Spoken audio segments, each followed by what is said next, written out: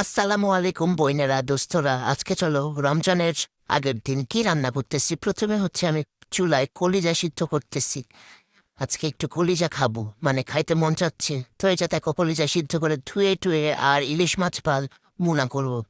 তো ওইটা রেডি করতেছিলাম। আর এদিকে দেখো, পেঁয়াজ ভেজে একদম কষাইতে কষাইতে একটু জান বাইর করে দিতেছি। আর অন্য চুলায় এই যে সরিষার তেলের মধ্যে ইলিশ মাছগুলোর ভেজা দিতেছি। আমি কি ব্যাককল দেখো, এই তেলটা গরম না হইতে দিয়ে দিতেছি। কি করবো, আমার কাজের তাড়াহুড়া অনেক ভাই। এই যে মশলা জান বাইর করে যে কষালাম, এখন দিয়ে দিচ্ছি কলিজাগুলা। আর এই কলিজাগুলো একদম ভালো করে কষামো, এগুলার পানি পুনি ছাইরা গেলে তারপরে হইতাছে চায়া আলু দেবো। আলু দিয়ে আজকে কলিজা রান্না করুম। আর এই দেখো, এই জায়গায় ঠাস ঠাস ঠাস ঠাস করে হইতেছে ইলিশ মাছগুলার উল্টায় ফেলাইতেছি।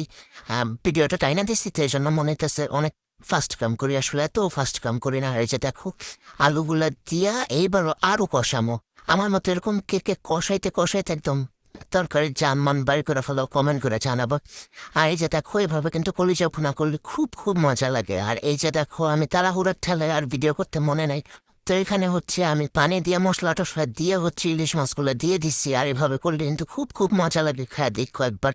আর এদিকে দেখো, কলিজা কিন্তু প্রায় রান্নার শেষের দিকে আমি একটু টমেটো আর কাঁচামরিচ দিয়ে নিচ্ছি। আর এদিকে আমার ইলিশ মাছ ভুনাটাও একদম পাক্কা ফাইন হয়েছে। আর ওইদিকে কিন্তু আর এসে দেখো একদম শেষ পর্যায়ে রান্না বান্না। তো আজকে রমজানের আগের দিন কে কি রান্না করলো, সেহরিতে কে কি খাবা, আমাকে কমেন্টস করে জানাবার, আমার পেজটা লাইক ফলো শেয়ার করে দিবা। তা আমার ভিডিওটা এ পর্যন্তই শেষ করতেছি। আল্লাহ হাফেজ, টাটা বাই বাই। আর ইনশাল্লাহ সেহরিতে কি খাবো এটা কি শেয়ার করা লাগবে বলো? অবশ্য শেয়ার না করলে চলে না কিন্তু তোমাদের সাথে। তো টাটা বাই বাই।